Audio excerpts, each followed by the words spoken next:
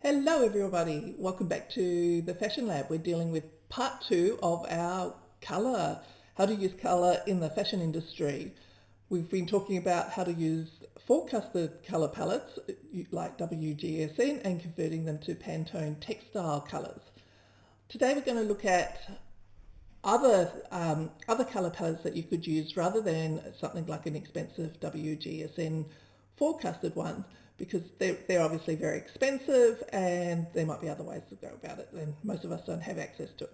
So I'm going to come over to our web browser, and our first on our web browser is something like Google, and I've typed in colour palette here using Universal English, and then I've typed in a colour palette here, and they're both much of a muchness as far as the colour palettes go, so I don't think that there's a preference for either.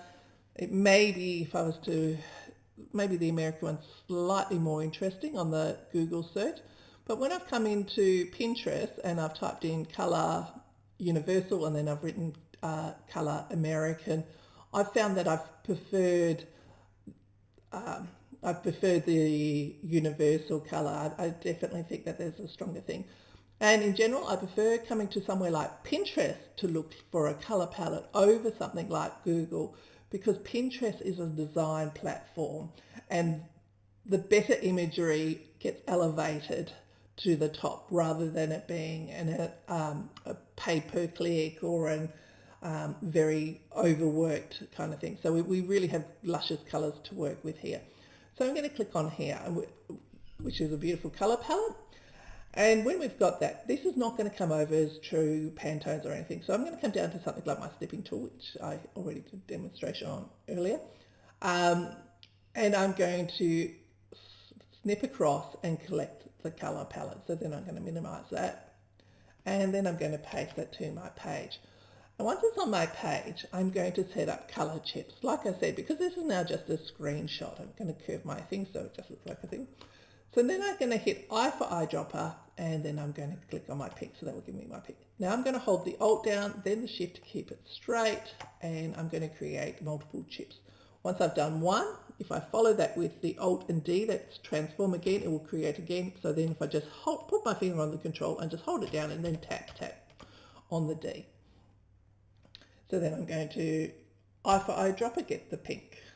A for direct selection to I. A, I, A, I, A, I.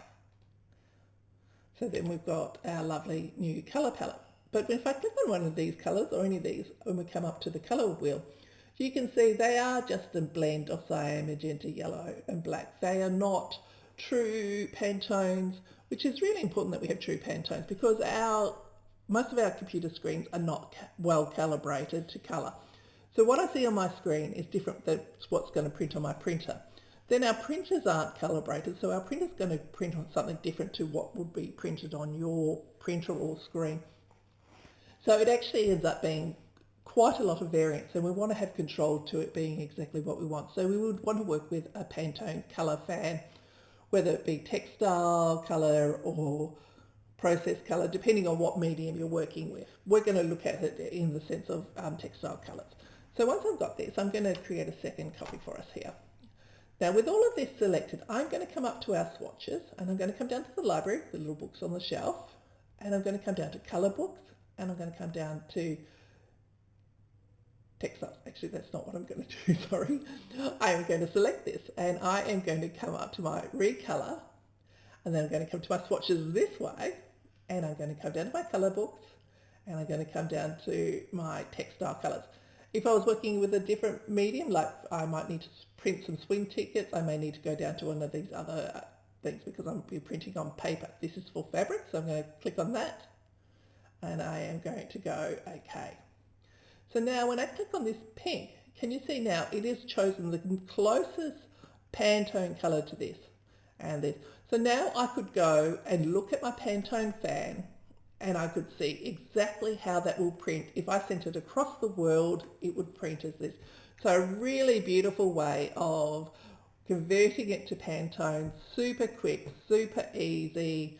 At this stage, I would probably click on something like this, I might even just do a little screen capture of this colour name, and I might then just come here and paste it, and so then I will be able to get my pen tool and then go, okay, so this is 11-1408, and then you always need to write what type of Pantone it is, and then I would put this ready to go on my thing. Oops. Now, black is not a good colour to have on your colour swatches because it has a tendency to make things look slightly dustier. So on some of these sorts of colours, I'd be choosing something like white if I could. I would then make sure that I drag that across once again, and so then when I go to the next colour, so that's, once again, it's going to be it's going to be 14, 15, 11. So okay, so I'm going to go, so 14, 15, 11.